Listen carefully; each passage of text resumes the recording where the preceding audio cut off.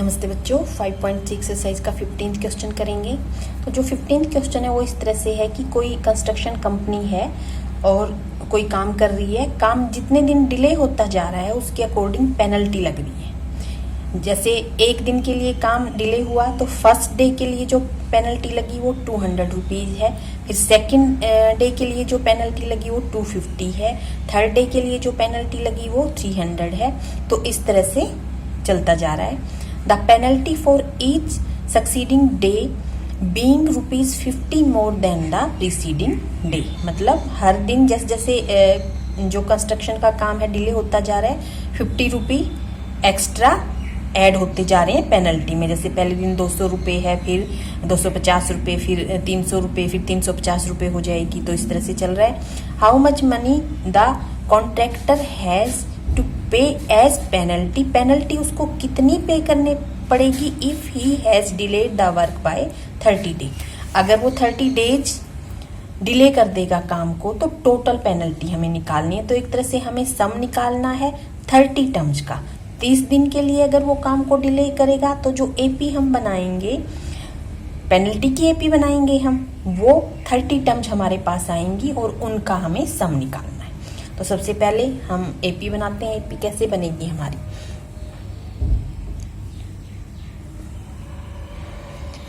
पहले दिन के लिए अगर उसने काम को डिले किया तो 200 रुपये उसको देने पड़ेंगे। दूसरे दिन भी उसने डिले किया तो 250, फिर 300, 350 और इस तरह से एपी बन गई है हमारी।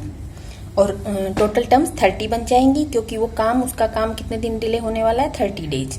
तो हमें S30 निकालना है। ए हमें मिल गया है 200, डी हमें पता है 50 है ही, एंड एन भी हमें पता है 30 डेज उसने बोला है तो एन 30 है। तो इसका मतलब हमें क्या निकालना है, S30। तो सीधा फॉर्मूला लिखते हैं।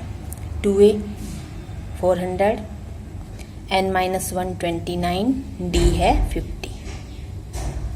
तो 30/2 कैंसिल करेंगे तो ये 15 हो गया। ये 400 है ही, इसको और इसको मल्टीप्लाई करेंगे तो 1450 ऐड करेंगे 15 मल्टीप्लाई बाय, ये हो जाएगा 1850। मल्टीप्लाई करते हैं। अब इसको मल्टीप्लाई करेंगे तो हमारे पास आएगा 27,750। तो इतने रुपीज उसको पेनल्टी देनी पड़ेगी। रुपीज 27,750 हमारा आंसर आ गया। तो इसको मल्टीप्लाई करके देखेंगे तो ये हमारे पास आने वाला है। नेक्स्ट हम देखते हैं 16th क्वेश्चन है। 16th क्वेश्चन में टोटल मनी 700 रुपीज डिस्ट्रीब्यूट करनी है, प्राइज देने हैं। और कितने प्राइजेस देने हैं? 7 प्राइजेस देने हैं, कैश प्राइजेस देने हैं। टोटल 700 रुपीज को ही डिस्ट्रीब्यूट करना है प्राइजेस में। टोटल 7 कैश प्राइजेस देने हैं। If each prize is 20 less than the preceding prize, find the value of the prize.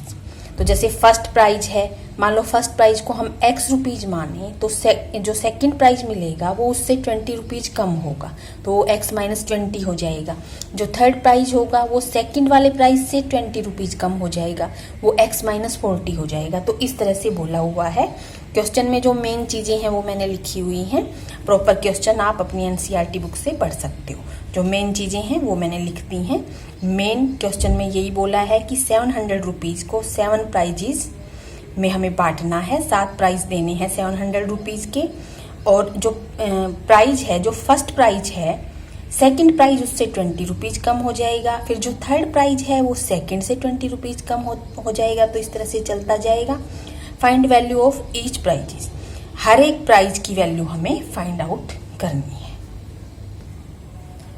तो एक तरह से हमें ए निकालना है। अगर हमें ए मिल जाएगा तो फिर हम साथ के साथ प्राइज क्या है वो हम बता सकते हैं। तो अब हमें क्या पता है? हमें पता है कि टोटल जो प्राइज देने हैं वो 7 हैं, 7 प्राइजेस देने हैं। तो हमें पता चल गया n तो है 7, और जो टोटल प्राइजेस है उनको ऐड करेंगे सारे प्राइजेस को तो 700 रुपीज आया हुआ। तो हमें ये भी पता चल गया S7 या SN हम उसको कह सकते हैं। S7 हमें मिला हुआ है 700, और जो हर एक प्राइज, फर्स्ट प्राइज सेकंड वाले प्राइस से 20 ज़्यादा है, सेकंड प्राइस थर्ड वाले प्राइस से 20 ज़्यादा है, तो डी हमें क्या मिल गया, डी हमें मिल जाएगा -20। तो इस तरह से हमें सब कुछ मिला हुआ है। हमें S7 का फॉर्मूला हम डालेंगे, हमें ए नहीं मिला, ए हमें यहाँ से फर्स्ट टर्म, हमें S7 का जब हम फॉर्मूला डालेंगे तो हमें वहाँ से फर्स्ट टर्म यानी कि ए मिल जाएगी। तो ये -20 आपको समझ आ गया। जैसे फर्स्ट प्राइज है, फर्स्ट प्राइज x है तो AP इस तरह से है, AP लिखने की जरूरत नहीं है, मैं वैसे लिख रही हूँ। AP अब हमारे पास इस तरह से बनेगी, A मैं फर्स्ट प्राइज को ले रही हूँ। अगर फर्स्ट प्राइज A है तो सेकंड वाला प्राइज उससे 20 कम है, थर्ड वाला प्राइज इससे 20 कम है, तो इस तरह से चलेगी। तो देखो कॉमन डिफरेंस D के क्या आएगा हमारे पास, ये माइनस ये करेंगे हम, A -20 माइनस A करेंगे तो A कैंसिल होके -20 आ जाएगा, तो इसलिए D -20। तो फॉर्मूला डाल देते हैं हम S7 का।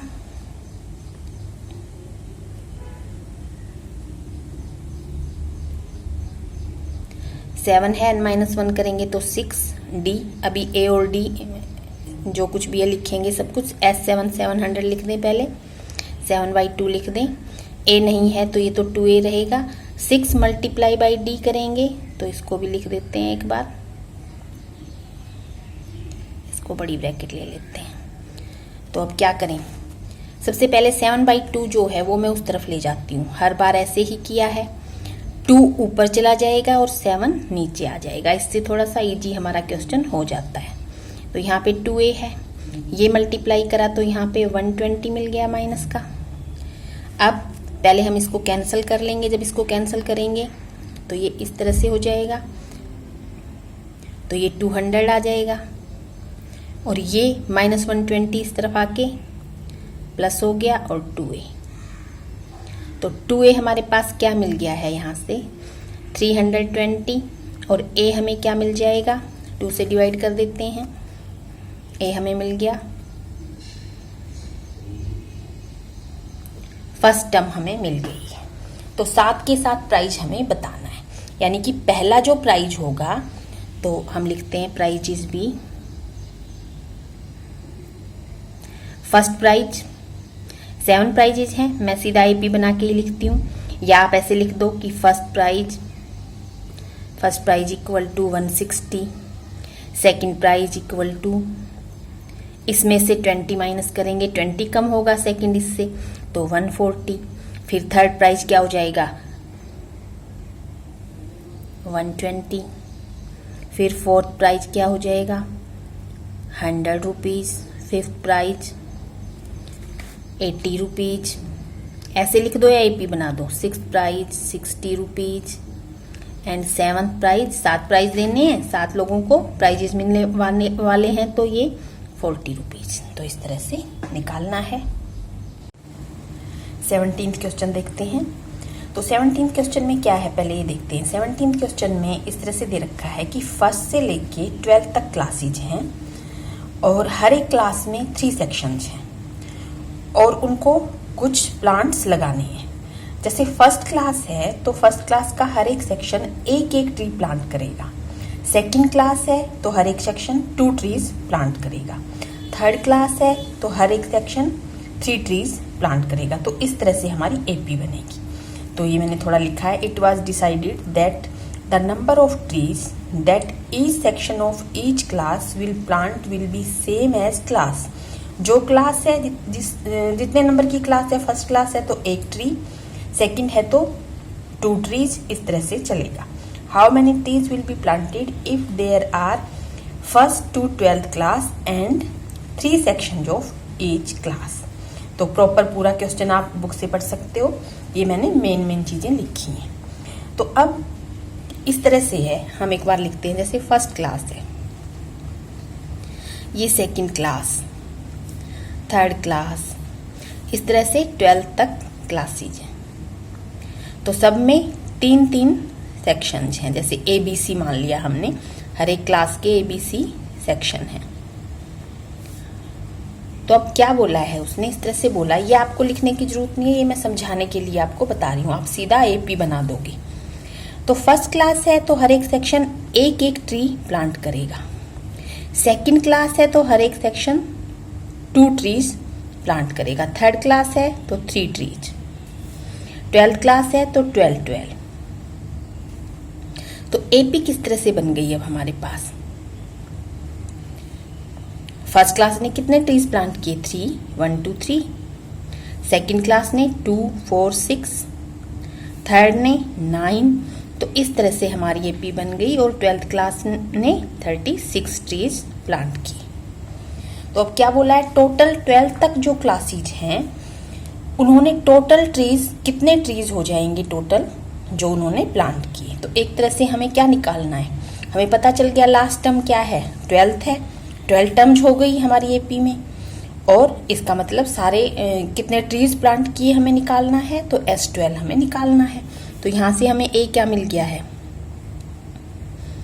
और D भी हमें 3 मिल गया है और N तो 12 है ही, हमें पता है क्लासेस 12 तक हैं। तो हमें क्या निकालना है, टोटल ट्रीज बोला है तो S12 निकालना है। सीधा फॉर्मूला डालते हैं, 12/2 2A 3 2 जा 6 प्लस N-1 11, D कितना है 3।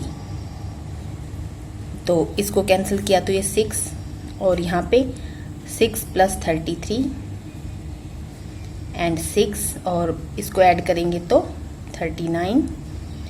तो कितना आ जाएगा 234 ट्रीज उन्होंने प्लांट किए। तो इस तरह करना है। 18th क्वेश्चन देखते हैं। 18th क्वेश्चन में भी पहले क्वेश्चन को समझना है। A spiral is made of successive semicircles with radius, ये रेडियस दे रखा है अलग अलग सेमी सर्कल का। सेमी सर्कल क्या अभी मैं बताती हूँ। Find total length of spiral made up of 13 semi circles. तो कोई वायर है, जैसे वायर को जब हम जमीन पे डालेंगे तो इस तरह से घुमाते हुए हम डालते हैं। तो मान लो एक वायर ही है ये, जब उसको हमने जमीन पे डाला तो इस तरह से घुमाते हुए डाला तो टोटल जितना लंबा वायर है उससे 13 सेमी सर्कल बने। सेमी सर्कल का मतलब यहाँ से हमने स्टार्ट किया वायर को डालना, यूं आया तो ये देखो ये एक सेमी सर्कल बना। फिर अब जब ये वायर ऐसे गया तो एक ये वाला सेमी सर्कल बना। फिर जब ऐसे गया तो एक ये सेमी सर्कल बना। फिर नेक्स्ट ये सेमी सर्कल बन गया। तो इस तरह से 13 सेमी सर्कल्स बने हैं और उन सेमी सर्कल्स का अलग अलग रेडियस गिवन है और क्या बोला है, इसकी लेंथ हमें निकालनी है। तो इसकी लेंथ, टोटल लेंथ वायर की हमें निकालनी है। जो स्पाइरल है टोटल लेंथ कितनी हुई वो हमें निकालना है। तो इसका मतलब हमें S13 निकालना है। हमारे पास 13 टर्म्स हैं और लेंथ कैसे निकलेगी, जैसे ये छोटा सेमी सर्कल है, ये है वायर हमारे पास इतना पार्ट। तो सेमी सर्कल की लेंथ यानी कि सेमी सर्कल का सरकमफ्रेंस वो क्या होता है, पहले हम वही लिखते हैं।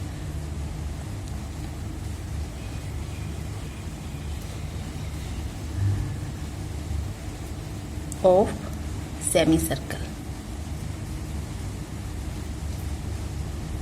सेमी सर्कल है ये,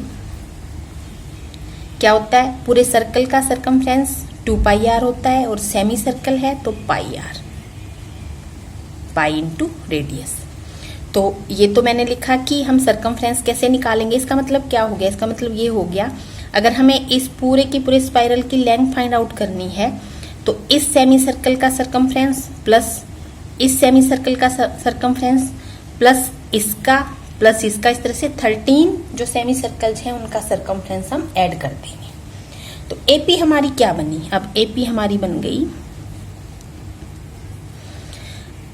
इसका सरकमफ्रेंस क्या होगा πr, पाई रहेगा और इसका रेडियस क्या दे रखा है 0.5, तो इसका मतलब 0.5 पाई। फर्स्ट टर्म बन गई।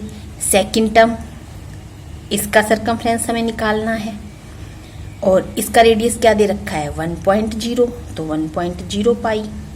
तो इस तरह से थर्ड टर्म 1.5 पाई। तो इस तरह से 13 तक चला जाएगा। हमें पता है n हमारे पास 13 है तो S13 हमें निकालना है। तो n हमें पता है 13, a हमें पता चल गया 0.5 pi and d this minus this करेंगे तो 0.5 पाई ही आएगा। तो क्या निकालें, N13 S13 निकाल दें। 13/2 2a 2 मल्टीप्लाई बाय दिस, पहले सीधा ही लिखते हैं, प्लस n-1 करेंगे तो 12 और d क्या है, ये भी 0.5 पाई ही है। तो बस ये हमारा आंसर है, बस इसको हमें सॉल्व करना है। कैसे सॉल्व करें, 0.5 पाई को बाहर ले लेते हैं और आसानी से हो जाएगा। 13/2 तो है ही, 0.5 पाई को हमने बाहर ले लिया, कॉमन ले लिया, तो अंदर क्या रह जाएगा, यहाँ 2 यहाँ 12 तो 14 रह जाएगा अंदर। 13/2 है ही, 0.5 को 5/10 लिख लेते हैं और पाई 22/7 दिया हुआ भी है क्वेश्चन में। पाई को हम 22/7 लेते हैं या 3.14 अगर गिवन है तो, अब 22/7 दिया है तो 22/7 हमने ले लिया। अगर कुछ भी नहीं दिया तो हम पाई को 22/7 ही लेते हैं। एंड 14 कैंसिल करते हैं, ये 2 से कैंसिल हो गया, ये 2 और ये 2 आपस में कैंसिल हो गया, ये 5 2 जा और इस 2 से ये 11। तो क्या बचा हमारे पास, 13 मल्टीप्लाई बाई 11 और मल्टीप्लाई करेंगे 11 3 जा 33, 11 1 जा 11 प्लस 3 40, तो 143 सेंटीमीटर पूरा का पूरा जो स्पाइरल है उसकी लेंथ हमें मिल गई। तो इस तरह से हम करेंगे। 19 देखते हैं। 200 logs are stacked in the following manner: 20 logs in bottom row, 19 in next row, 18 in next, and so on. How many logs are in top row? तो कुछ लकड़ी के टुकड़े हैं, लट्ठे हैं, वो रखे हुए हैं। सबसे नीचे की जो रो बनाई है उसमें 20 logs हैं लकड़ी के, उसके ऊपर 19 रखे हुए हैं, फिर 18, और इस तरह से चलता जा रहा है। तो जो लास्ट रो है उसमें कितने logs हैं और वो कौन से नंबर की रो है, ये हमें फाइंड आउट करना है। टोटल लॉग्स दे रखे हैं 200, इसका मतलब SN हमें मिला हुआ है। और जो AP बनाएंगे वो फर्स्ट रो में 20 लॉग्स हैं, सेकंड रो में 19 लॉग्स हैं, थर्ड में 18 है। इस तरह से हमारी AP बनेगी। और जो लास्ट रो है nth, यानी कि लास्ट जो रो है वो हमारी nth टर्म होगी, AN होगी, वो हमें फाइंड आउट करनी है। और N भी हमें नहीं मिला हुआ है। तो हमारी AP किस तरह से बनी, 20, फिर उसके बाद 19, फिर 18, और इस तरह से हमें नहीं पता कितने रोज हैं उसमें जो बनाया हुआ है। तो आपकी बुक में फिगर बनी हुई है, इस तरह से है, इस तरह से है। जैसे ये फर्स्ट रो, हम सबसे नीचे जो 20 लॉग्स रखे हैं उसे हम मान रहे हैं और वो हमारी AP की फर्स्ट टर्म होगी। 20 हमारी AP की फर्स्ट टर्म। फिर जो नेक्स्ट रो है 20 के ऊपर 19 लॉग्स रखे हुए हैं और वो हमारी AP की सेकंड टर्म। तो इस तरह से फिर ये थर्ड टर्म हमारी AP की, जिसमें 18 रखे हुए हैं लॉग्स। तो इस तरह से चलते चलते लास्ट जो रो है जो कि nth टर्म होगी हमारी AP की, उसमें हमें नहीं पता कितने लॉग्स रखे हैं और वो कौन से नंबर की रो है। तो मतलब हमें N भी निकालना है और हमें AN भी निकालना है। तो सबसे पहले हमें SN पता है 200 है, और यहाँ से A और D भी हमें मिल गया। A क्या मिल गया है 20 एंड D 19 माइनस 20 करेंगे तो -1 मिल गया। अब SN हमें मिला है, SN को हम कैसे लिखेंगे, n/2 2A plus n-1 D, और वो इक्वल टू क्या मिला है 200। n/2 n तो हमें पता ही नहीं है, n/2 2A, 2A का मतलब A हमें पता है तो कितना हो गया 40, और n-1 हमें फिर नहीं पता है और D-1 हमें पता है, इक्वल 200। तो क्या करें, ऐसे जब हम करते हैं क्वेश्चंस तो क्या करते हैं, सबसे पहले ये जो 2 है इसको यहाँ ले आएंगे, n को यहीं छोड़ देते हैं और इसको भी सॉल्व करते हैं। यहाँ पे 40 है, -1 इससे मल्टीप्लाई करेगा तो -n, और -1 इससे करेगा तो +1, और जो 2 था वो उधर आके 400 बन गया। अब ये n भी अंदर जाएगा, ये 40 + 1 41 हो गया, तो n अंदर गया तो 41n और माइनस n स्क्वायर। तो क्वाड्रेटिक बन जाएगी हमारे पास। इन दोनों को उस तरफ ले जाते हैं, जब ये उस तरफ जाएंगे तो n स्क्वायर पॉजिटिव, ये 41 n और 400 पहले ही है, तो क्वाड्रेटिक बन गई। अब हम n निकालेंगे स्प्लिट द मिडल टर्म से। तो 400 मल्टीप्लाई बाई 1, 400 के दो फैक्टर बनाएंगे, तो 400 के दो फैक्टर हमारे पास बन जाएंगे 16 एंड 25, और 16 प्लस 25 करेंगे तो हमारे पास 41 आएगा। तो मिडल टर्म को स्प्लिट हमने इस तरह से करा, ये माइनस का साइन है तो दोनों 16 एंड 25 माइनस के हो जाएंगे, और यहाँ पे प्लस का साइन है। यहाँ से n हमने कॉमन लिया,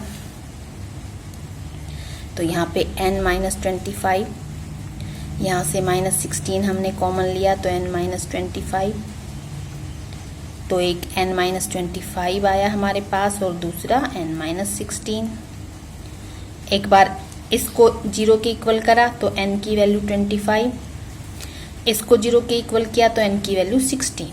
तो दोनों जो वैल्यूज आई हैं पॉजिटिव आई हैं, तो दोनों को हमें पुट करके देखना पड़ेगा। इफ n इक्वल 25, अगर n 25 है तो हमें लास्ट टर्म निकालनी है, तो an क्या होगी, an equal to a plus n minus 1d, और n को हमने 25 लिया है, a क्या था 20, और n माइनस 1 करेंगे तो 24, और d है -1, तो क्या आ जाएगी 20 माइनस 24, ये तो -4 आ गई, नॉट पॉसिबल। माइनस की आ गई तो पॉसिबल नहीं है, क्यों, क्योंकि nth टर्म यानी कि लास्ट टर्म क्या है -4 आई, और लास्ट टर्म क्या है कि सबसे जो लास्ट रो है उसमें कितने लॉग्स हैं, तो लॉग्स माइनस में थोड़ा हो सकते हैं, इसलिए पॉसिबल नहीं है, तो ये हमें नहीं मिला। तो अब हम n को क्या रख के देखेंगे, इफ़ n इक्वल 16 है तब हम अपनी nth टर्म निकालेंगे। तो अब an क्या हो जाएगी, a तो 20 है ही, प्लस n माइनस 1 करेंगे तो 15, और d माइनस 1, तो अब हमारे पास 20 माइनस 15 तो 5। तो 5 लॉग्स हैं, लास्ट वाली जो रो है उसमें 5 लॉग्स हैं, ये ठीक आ गया, क्योंकि माइनस में तो लॉग्स हो नहीं सकते। तो अब n हमारे पास 16 है, तो इसका मतलब there are 16 rows and 5 logs in last row, तो यही हमें निकालना था। 20th क्वेश्चन है, इस तरह से दे रखा है ये क्वेश्चन कि कोई कंपटीशन है, तो इस तरह से है कंपटीशन कि एक बकेट रखी है, फिर उसके बाद बकेट के बाद 10 पोटैटोज रखे हैं। बकेट के बाद जो फर्स्ट पोटैटो है, बकेट का और फर्स्ट पोटैटो का जो डिस्टेंस है वो 5 मीटर है। फिर हर एक पोटैटो के बीच में जो डिस्टेंस है, 2 पोटैटोज के बीच में जो डिस्टेंस है 3 मीटर चलता जा रहा है। इस तरह से टोटल 10 पोटैटोज हैं। और कंपटीशन क्या है, यहाँ बकेट के पास खड़ा है, जिसको पार्ट लेना है वो भाग के जाएगा फर्स्ट पोटैटो के पास, उसको उठाएगा और इसमें डालेगा। फिर सेकंड पोटैटो तक जाएगा, इसको उठाएगा, इसमें डालेगा। फिर थर्ड तक जाएगा, इस तरह से सारे पोटैटोज को उठा के वो इसमें डालेगा। तो हमें क्या फाइंड आउट करना है कि जिसने इस कंपटीशन में भाग लिया है उसने कितना डिस्टेंस कवर किया, और सारे पोटैटो जब इसके अंदर वो डाल चुका तो टोटल उसने कितना डिस्टेंस कवर किया। तो इस तरह से हमारी एपी क्या बनेगी, यहाँ पे खड़ा हुआ है, जिसको पोटैटो उठाना है वो यहाँ तक आया, फर्स्ट पोटैटो तक कितना डिस्टेंस कवर किया 5 मीटर। यहाँ तक आया तो 5 मीटर उसने डिस्टेंस कवर किया, यहाँ से पोटैटो उठाया, वापस गया, इसमें डाल दिया, तो कितना डिस्टेंस हो गया 5 मीटर आने का और 5 मीटर जाने का 10 मीटर। तो फर्स्ट टर्म 10 बन गई। अब वो यहाँ पे आ चुका है, उसने पोटैटो डाल दिया है फर्स्ट, वापस गया सेकंड पोटैटो तक, तो 5 मीटर ये और 3 मीटर ये, तो कितना हो गया 8 मीटर। 5 + 3 8 मीटर। जब सेकंड पोटैटो तक गया वो, तो 8 मीटर डिस्टेंस कवर किया, उसको उठा के वापस आया तो 16 हो गया, 8 + 8 16। तो सेकंड टर्म 16, थर्ड तक गया 5 + 3 8 + 3 11 और वापस जाएगा तो +11 22। तो 3 टर्म्स होते हैं। तो इस तरह से उसने टोटल 10 पोटैटोज हैं, उनको उठा के इसमें डाला। टोटल डिस्टेंस का मतलब क्या है, अब हमें S10 निकालना है। पहले A लिख लेते हैं हम, A 10 है और D 16 - 10 6। तो S10 10/2, 2A 20, n-1 9 एंड 6। तो इसको कैंसिल करेंगे तो 5 आ गया और 20 54।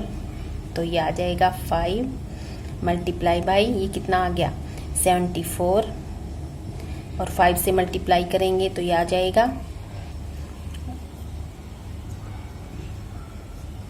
इतना मीटर डिस्टेंस उसने कवर किया। तो बस ये जो AP हमने बनाई है इसको हमें ध्यान से बनाना है।